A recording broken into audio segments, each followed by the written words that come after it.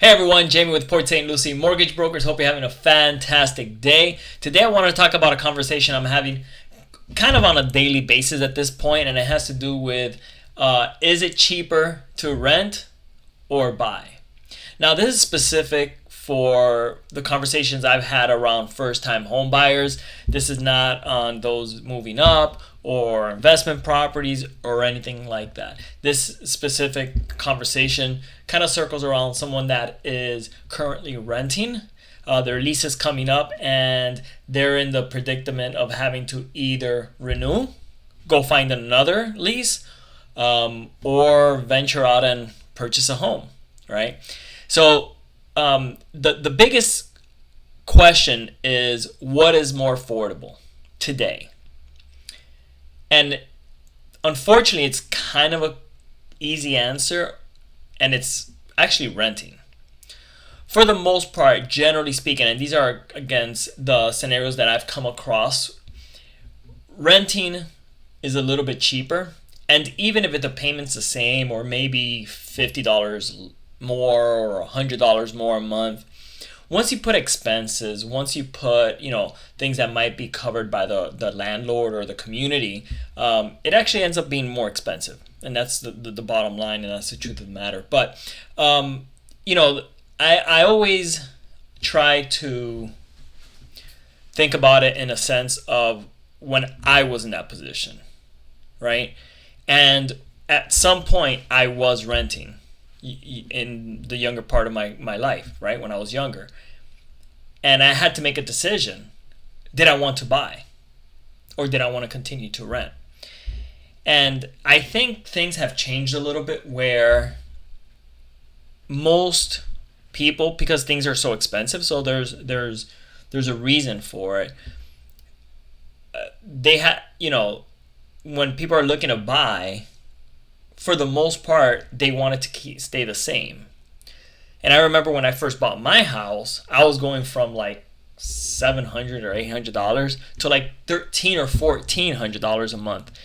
And that wasn't a question at the time that I was buying a house. Like, it never crossed my mind that a payment on a house would be the same as when I was renting. So I say all of this to kind of have a conversation around with buyers specific to this topic.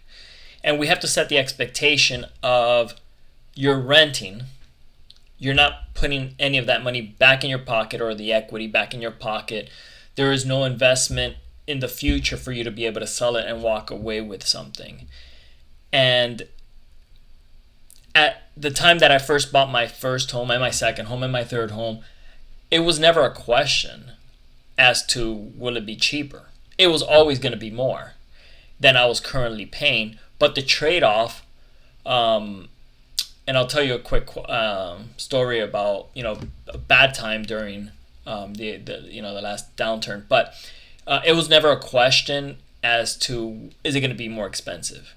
It was always going to be more expensive, because I'd rather pay more money to be out of that situation. It's almost like when you're living with mom and dad and you'd rather pay rent somewhere else than to live free at home, because you just got to get out. I would rather pay money, lose money to go live somewhere than live with parents, right? And I think a lot of us thought the same at the time, again, younger in our career, in our life. So going back to 2005. In 2005, I purchased, at that time it was my second home. It was my primary home, but it was the second time I was purchasing a house. And it was in 2005. I was already 10 years in mortgages, or 8 years in mortgages. So in the real estate market, I already knew what I was walking into. As a matter of fact, I had a very long conversation with the lender at that time, telling me how great it was to get into these adjustable interest-only payments. And I remember basically stating to that gentleman, I want a fixed rate and I want it high, and that's okay. I'd rather pay high, but I won't play with the the adjustable rate. So again, that fixed rate came with a higher payment. So I knew that was going to happen. Again, it was worth my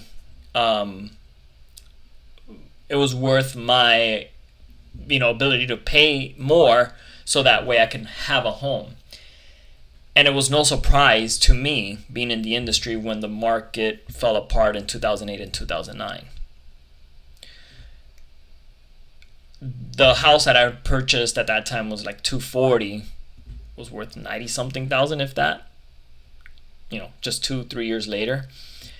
But it being a primary residence, it didn't deter me from making that decision, even if I knew it was going to go down, because I have to live somewhere. And the alternative, which is kind of the point of this, of me talking about this, is the alternative was worse, even if it was cheaper. The alternative of living with parents, or living with roommates, or living in an apartment complex where I have people, walking upstairs in the middle of the night or making noise. The alternative was terrible. I don't care if I would rather pay to be able to sleep comfortably in a bed that is mine, that I'm overpaying for the house, but it was mine. So I think we have to make it a little bit more personable versus more financial, more dollar-wise. And I understand that there's a financial part to this, right? You have to be able to afford it. You have to be able to live comfortably. But more and more, I'm having these first-time home buyer conversations as they're kind of parallel to investment conversations. And they're not the same. They shouldn't be the same. As a matter of fact, I posted something on Facebook this afternoon saying, I posted a picture of a home, and a home is not an investment. It was never meant to be an investment. Until basically the 2000s, a home would appreciate 2 to 3% or whatever the inflation was at that time, and that's it. Since then, everybody's an investor, and these things have been, increasing in value. So I think a home, and this is my opinion, a home is for someone to make memories, enjoy with family or with themselves if they want to. Now, a house is different. A house you could invest. A house you can make money. You could rent it. But a home, not the same conversation. And specifically to first-time home buyers, I think we have to bring it back to what the purpose of that person buying a house is, and the intention is to live in it. And economics and financial ability to pay and afford is very important, so I don't want to discredit that. But we can't be having investment conversations on what do you think the house is going to be worth in 5 years. Who cares? You're going to live in it.